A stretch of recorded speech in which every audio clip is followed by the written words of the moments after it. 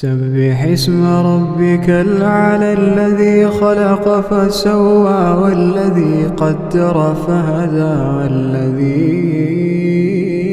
أخرج المرعى فجعله غثاء نحوا سنقرئك فلا تنسى إلا ما شاء الله إنه يعلم الجهر وما يخفى ونيسرك لليسرى فذكر إن